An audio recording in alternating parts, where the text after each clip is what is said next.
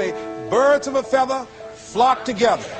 You run around with losers, you will end up a loser. Unconsciously. Unconsciously, you will pick up their ways, you will pick up their habits, you'll pick up, most importantly, their attitude about life. If you're around cynical, negative people all the time, you will become cynical and negative. So you got to watch yourself. Many of us are living out the lives of other people, living out their conclusions, living out of their consciousness. The other thing is that you begin to looking at your life and looking at what it is that you want to achieve. Another crucial thing that you must do is align yourself with powerful people. Align yourself with people that can encourage you, people that can empower you, people that you can learn from, people that you can grow from. That's very important. See, if you have people around you that can contribute to your growth. When I wanted to become a speaker, I joined the National Speakers Association. I wanted to be around the Dr. Norman Vincent Peales, the Zig Ziglars, the Dwayne Dyers. I wanted to be around people that were doing what I wanted to do. I wanted to learn from them. And you want to do that too. You want to align yourself with people who think like you, people who dream like you, people who want more out of life, people that are stretching and searching and seeking some higher ground in life. As opposed to the majority of people. Somebody said, always strive to get on top in life because it's the bottom that's overcrowded. And so you don't want to be on the bottom. See, it's easy to be on the bottom. It doesn't take any effort to be a loser. It doesn't take any motivation, any drive in order to stay down there on a low level. But it calls on everything in you, ladies and gentlemen. You have to harness your will to say, I'm going to challenge myself. Sometimes I have to pull myself out of bed and say, come on, Les. Things I know I should do, I don't do. Things I shouldn't do, I do. I found that the biggest enemy you have to deal with is yourself. There's an old African proverb that says, if there's no enemy within, the enemy outside can do us no harm. So think about that.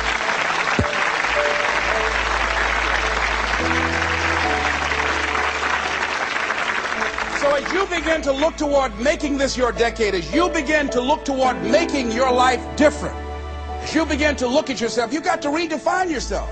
Who are you right now? And who must you become in order to create what you want? What has to change about you? What is it that you're doing right now that would be a liability for you?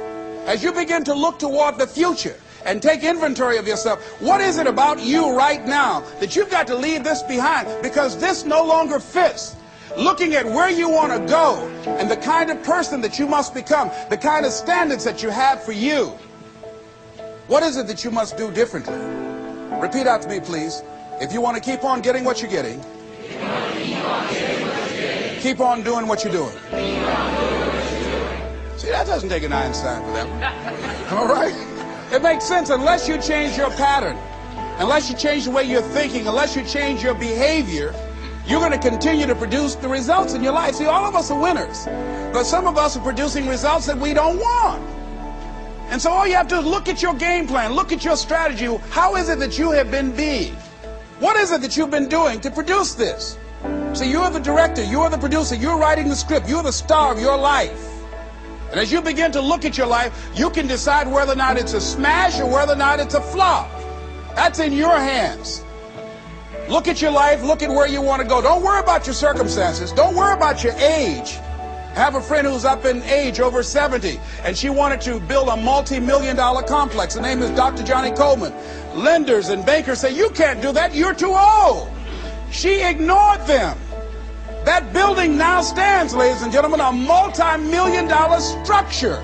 But there are a lot of people who would have listened to that. There are a lot of people that would not have even gotten to that point. They would have talked themselves out of even going down to the bank to ask for it, because they've already said no to themselves. See, it's time now. If you want to make this your decade, you've got to start saying yes to your life. You've got to start saying yes to your dreams, yes to your unfolding future, yes to your potential, as opposed to saying no. See, 87% of our self-talk is negative. So you've got to make a conscious, deliberate, determined effort to say yes to your dreams. Why not? Why not me? Don't spend time like most people going through life complaining. Don't try and get on talk shows and tell everybody how life has done you wrong. Here's what's happening in the audience. 80% don't care, and 50% glad it's you.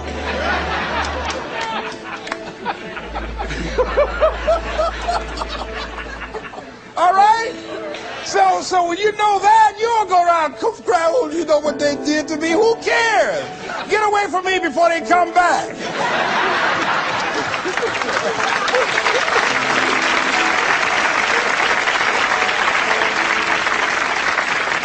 I had a friend of mine that said something that's very important. He said, hey, it doesn't matter what happens to you. The only thing matters, what are you going to do about it? That's all that matters. Okay, life knocked you down. What are you going to do about it? How long are you going to sit there and say, you know what they did to me? How long? Who wants to hear that racket? Use that energy to get up from there and move on and get on with your life. You got to learn to let the past go so you can grow. Many people never act on their dreams because they allow their past experiences to determine what their possibilities are. Whatever you've done in the past, that's not a reflection of your possibilities. That's just a reflection of your consciousness. That's just a reflection of your development and your growth. The future is unfolding for you right now. The future is unlimited for you right now. No one knows where you can go. No one knows what you're capable of or what's possible for you.